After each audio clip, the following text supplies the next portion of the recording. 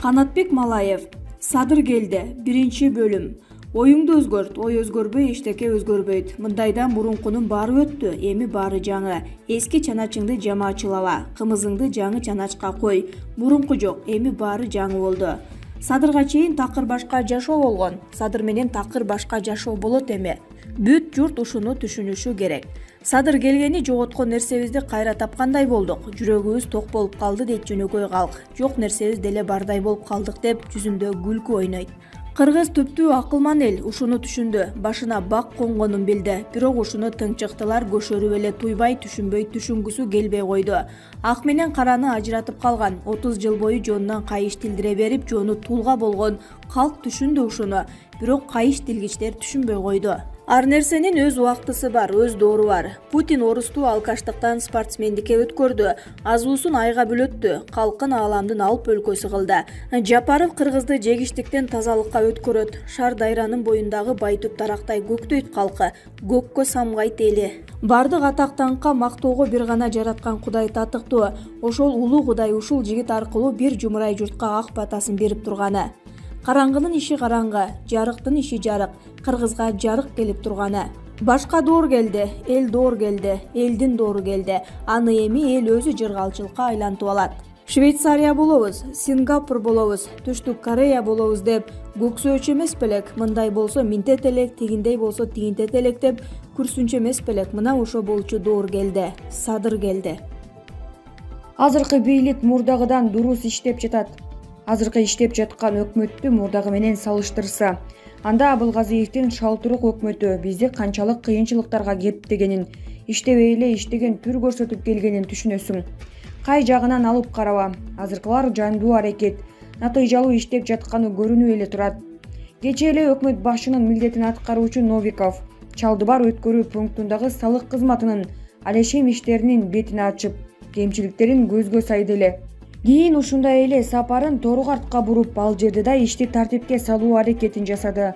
Максаты Кытай тарап менен жүк ташууну мурдагыдай күчөтүү, казынага киреше табуу болуп жатканы белгилүү иш. Жаңы өкмөттүн дагы бир аракети ат башыга курулбай калган логистика борбору тууралуу маселени кайра көтөрүү, аны куруп өлкө пайдасына иштетүү болууда. Бул логистика борбору капкачан эле иштеп баштамак, миңдеген жумушчу орундары түзүлмөк, казынабызга киреше алып келмек. Бирок Абылгазиевдин өкмөтүнүн ишти жөндүү алып бара албаганы, эл менен тил табыша иштегенди билбегендиги, ымтырап отура бергени менен бул ири долбоор иш жүзүнө ашпай калган. Эми буйруса жаңы өкмөт аны ишке ашыруу үчүн катуу аракет жасамак болуп жатат. Бул өлкө үчүн чоң утуш болуп калмакчы. Кечээ эле вице-премьер-министр Сурабалдиева таажы вирусунун жайылып кетпеши үчүн жүрүп жаткан иш-чаралардын алкагында өткөн мезгилде Кытайдан алып келинген күмөндүү дары-дармектер менен дарылоого жол берилгенин ачык айтып чыкты. Көрсө биздин жарандарыбызга теги жана сапаты, максаты күмөндүү дары-дармектерди иштете беришкендей. Буга чейин Сурабалдиева атайын чыгынып, аки чүкүсүнө чейин киришип, таап чыкпаса, биздин элибиз мындан кабары жок кала бермек экен. Ошондой эле таажы вирусуна каршы күрөшүү учурунда алынган дары-дармектер, буюм тайымдар, техникалык каражаттар бүтүндөй так эсепке алынбаганы кызык. Кыскасы, Абылгазиевдин өкмөтү шалаакылык жасап, ишти жөндүү алып бара албаган экен. Эми былыктардын баары калпып чыгат шекилдүү. Мурдагы бийликтин учурунда УКМКда, каржы полициясы да мынчалык жигердүү иштеп, арам иштердин бетин ушунчалык ачты беле? Жок. Кылмыш дүйнөсүнүн ири атамандарын кармады беле? Жок. Азыркы аракеттер чындап эле элдин, мамлекеттин пайдасына болуп жатканын элибиз да көрүп турат. Мындан ары да ушундай аракеттер боло бериши керек. Бир сөз менен айтканда, бүгүнкү бийлик өкмөттүн иши купулга толоорлук. Бирок мындан ары аксап кетпесе экен. Себеби азыркы бийликти ар тараптан сындап, кайненеден бетер чукуп, нукуп тургандар өтө эле көп. Алар кимдер экени да түшүнүктүү. Мурдагы бийликтин өкүлдөрү жана алардын тарапкерлери. Кандай десе ошо десин. Жаңылар стартты катуу алышты, арымдуу аракет менен баратышат. Буйруса алар баарын жеңет. Голливуд тасмасына окшоп кетти. АКШнын элчиси Раим Миллион тууралуу сүйлөдү. Акыркы 18 айда эң маанилүү окуя Раим Миллиондун кылмыштуу империясы жөнүндө журналисттик иликтөө. Бул тууралуу АКШнын Кыргызстандагы элчиси Дональд Лу 5-декабрда Интерnews уюмунун журналисттерге умтулуу сыйлагын ыйгарган аземинде айтты. Элчи Дональд Лунун сүйлөгөн сөзү толук бойдон беребиз. Урматтуу кесиптештер, өткөн сыйлык тапшыруу аземинен бери акыркы 18 айда кайсыл окуя Кыргызстандагы жаңылыктардын эң маанилүүсү болду? Шайлоо, коронавирус, революция? Жок. Акыркы 18 айдагы эң маанилүү окуя Райым Миллиондун кылмыштуу империясы жөнүндө журналисттик иликтөө. Бирок ал эмне үчүн ушунчалык маанилүү? Уюшкан кылмыштуулук Кыргызстанда Совет мезгилинен бери эле болуп келген жана өнүккөн.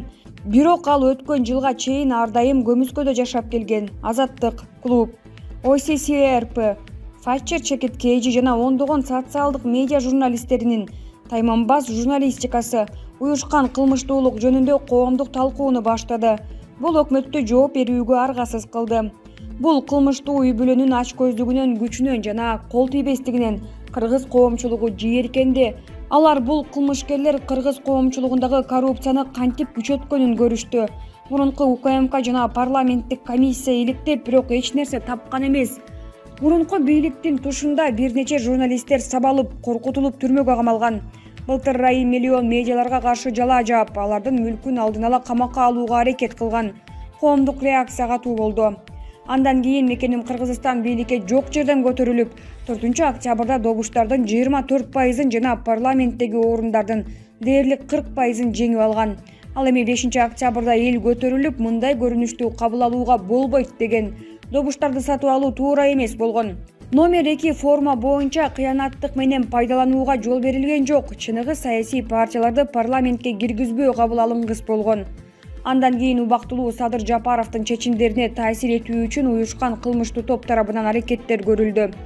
Алар интернет троллдорду, көчөлөрдөгү бейбаштарды жана Кыргызстан лидерлеринин күч менен коркутушкан.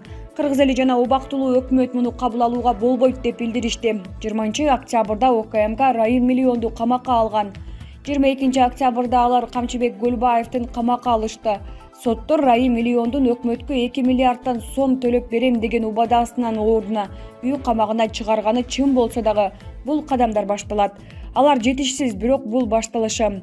Бул Голливудтун мафия тууралуу киносуна окшоп кетти. Бирок сиз кино тасманын кандайча бүтөөрүн азырынча билбейсиз. Кинонун кандайча бүтөөрүн айтып берейин. Өкмөт кылмышкерлерди жоопко тартат. Бул аларды жазалайт. Бул алардын кылмыштуу уюмдарынын кыргыз элинин рызкысын урдоодон коргойт. Бул кылмышкерлердин сиздин балдарыңызды баңгизат менен ууландыруусуна жол бербейт. Бирок бул нерселер кайраттуу адамдар каршы чыкканда гана жасалат. Бул журналисттердин, жарандык активисттердин жана ушул өлкөнүн эр жүрөк лидерлеринин иши. Жана ушул максат үчүн Кыргызстан эл аралык өнөктөштөрүнүн, анын ичинде АКШнын толук колдоосуна ээ болду. Сиздерге кайрат жана эр жүрөктүүлүк үчүн баарыңыздарга ыраазычылык билдирем. Сиздер Кыргызстандын бардык эли үчүн күчтүү өлкө түзүп жатасыздар. Булак репортер Чекит Кейжи. Талант Мамытов Орусияга иш сапары менен барды. Бул тууралуу парламенттин маалымат кызматынан билдиришти. 3 күнгө созулары айтылган бул иш сапар Кыргызстандын жогорку кеңеши менен Орусиянын мамлекеттик думасынын алкагында өтөт. Анын жүрүшүндө Талант Мамытов мамлекеттик думанын төрагасы Вячеслав Володин менен жолугат. Ошондой эле Евразия экономикалык комиссиясынын коллегиясынын төрагасы Михаил Мясникович жана КМШнын байкоочулар миссиясынын башчысы Сергей Лебедев менен жолугушаары белгиленген. Белгилей кетсек, Талант Мамытов жогорку кеңештин төрагасы болуп 4-ноябрда шайланган. Экс-президент Сооронбай Жээнбеков кызматтан кеткенден кийин анын милдетин аткарып жаткан өкмөт башчы Садыр Жапаров президенттикке талапкерлигин койгондон кийин президенттин милдетин аткаруу ыйгарым укугу жогорку кеңештин төрагасы Талант Мамытовго өткөн. Булак репортер Чекит Кейжи. Сурамжылоонун жыйынтыгы Атамбаев камакта калышы керек. Акыркы кездери мурдагы президент Алмазбек Атамбаев эркиндикке чыгат деген кептер жүрүп жатат. Буга байланыштуу Медиа Центр мультимедиалык маалымат агенттиги коомчулуктун пикирине кызыгып көрдү. Бул боюнча Алмазбек Атамбаев эркиндикке чыгышы керекпи деген суроого окурмандар төмөнкүдөй жооп берди. Жок, 1012 добуш, ооба 431 добуш, мага баары бир 22 добуш. Сурамжылоонун жыйынтыгына сайттын кыргызча жана орусча бөлүмүндөгү добуштар эсептелди.